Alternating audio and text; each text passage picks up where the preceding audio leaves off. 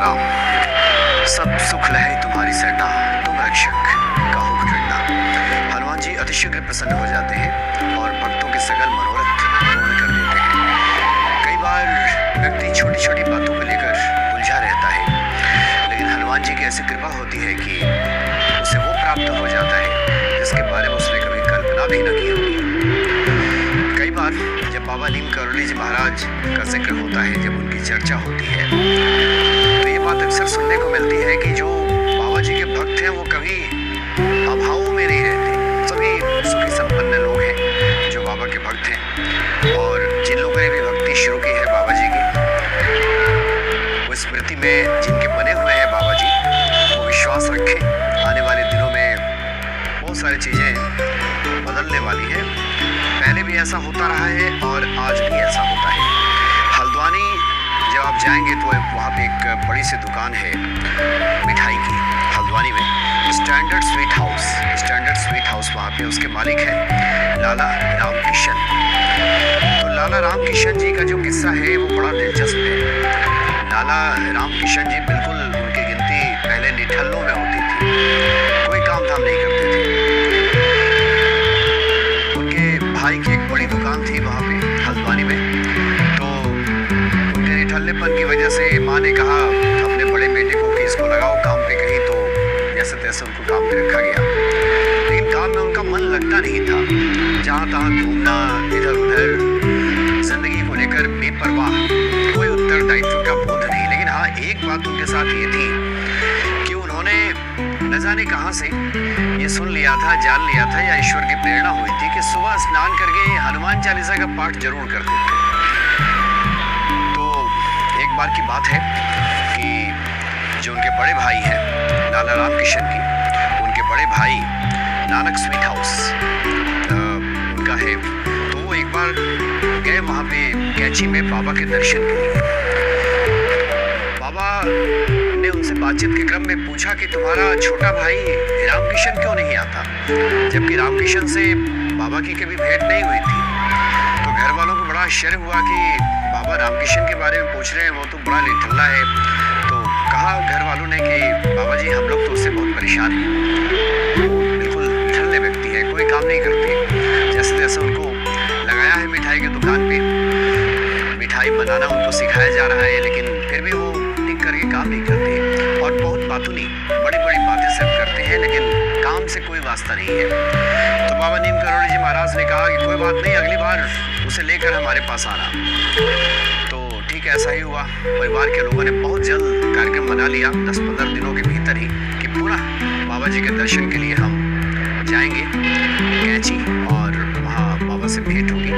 और नैनीताल में जो बजरंगगढ़ में वहाँ जो हनुमान जी का मंदिर है, वहाँ पे दर्शन के लिए परिवार अक्सर जाया करता था। तो 10-15 दिनों के भीतर ही पूरा परिवार रामकिशन को लेकर के, जिनको दुनिया ने ठल्ला मानती थी, बाबा जी के पास लोग गए। बाबा जी को प्रणाम किया रामकिशन ने। तो बाबा ने कहा कि मेरा एक कहा मानेगा, तुम करोगे मेरी बात, जो मैं कह रहा हूँ वो तुम पूरा करोगे? तो रामकिशन ने बेपरवाही से, निठल्लेपन में कह दिया कि हाँ बिल्कुल कर देंगे। बेपरवाही से कह दिया, कोई जिम्मेदारी का भान नहीं था, बस कह दिया कि हाँ बाबा मैं पूरा कर दूंगा। तो बाबा ने कहा कि हनुमान जी के लिए 1.25 मन लड्डू बनाकर लाएगा, हनुमान जी को भोग लगाना है।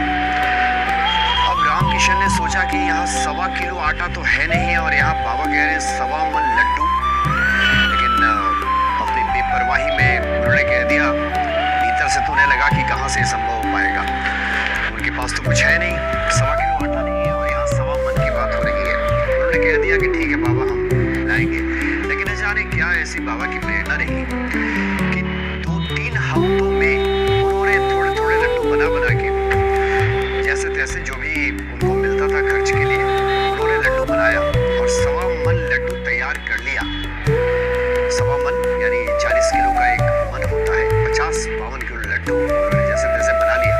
लड्डू पुराने भी हो चले थे, क्योंकि जिस लड्डू को बनाने में 3 से 4 सप्ताह का समय लग जाए, कुछ लड्डू तो उसमें पुराने हो ही जाएंगे, वो खाली होके भी नहीं बचेंगे। लेकिन बाबा ने कहा था, तो रामकिशन ने वो लड्डू तैयार किया और बाबा के पास पहुंच गए।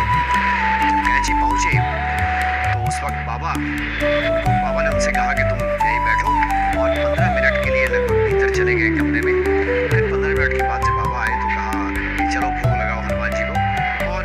को भोग लगा दिया और उसके बाद प्रसाद वितरण भी हुआ, लोगों ने लड्डू ग्रहण भी किया और वहाँ पे भंडारा चल रहा था। तो रामकिशन के मुख से निकला कि बाबा क्या मुझे यहाँ कोई काम मिल सकता है क्या?